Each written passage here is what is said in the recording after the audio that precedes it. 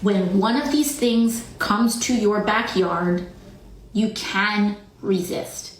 And what that happens over millions of people is that you generate enough friction that they cannot go as fast as they want to go. Make sure that you are slowing down this system. AOC's office advising migrants on how to avoid deportations. That was a live webinar. Trump border czar Tom Homan now issuing a warning to AOC.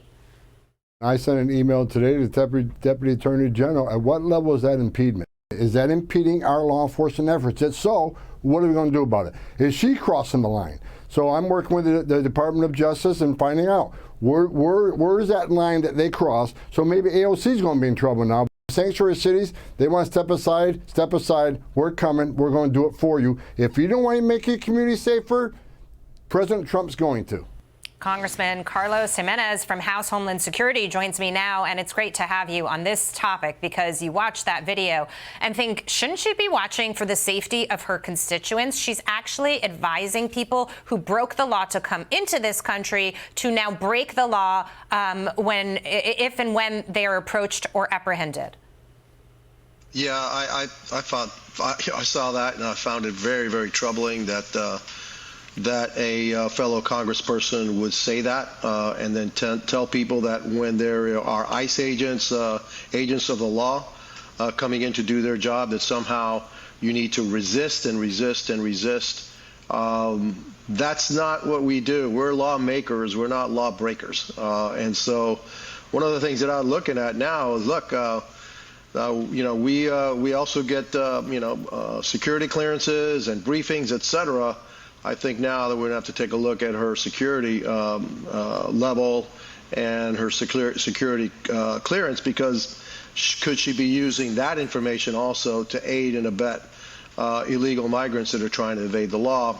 That's really troubling, and I think she can get herself in hot water with this one. Absolutely. Then, of course, you've got Sanctuary City, New York City, Mayor Eric Adams announcing today he is going to work with ICE. Let's watch this. When I sat down with him, I saw the cop in him, and he really does want to do the right thing because he is a cop. He's a lifelong cop, and so he wants to help take public safety threats off the streets in New York, make New York safer. He also wants to help find these missing children. People want to hijack this narrative and turn it into a political narrative where we're saying we need to have public safety. This has been an issue I was talking about before the election, spring of 2022. You look at these quotes over and over again. We need to go after these dangerous people in our street. And now I have someone that understands that narrative, and we are fighting together to get it done. This is important, too. California Governor Gavin Newsom is now vowing to veto a bill that would block California corrections from cooperating with ICE and Trump migrant policies. So now you've got 180 for these two on these issues. For me, it feels like Tom Homan and his crew have just been very forceful. He's almost forcing people to work with him because they realize if they don't, he's coming anyway. Yeah, the job of a mayor is to protect his or her citizens, and Mayor Adams needs to cooperate with ICE. They're looking for the most dangerous elements here and trying to take them out. That's just going to help New York City, and so I applaud him for helping Tom, do his job. Every city, every state should be doing the same thing.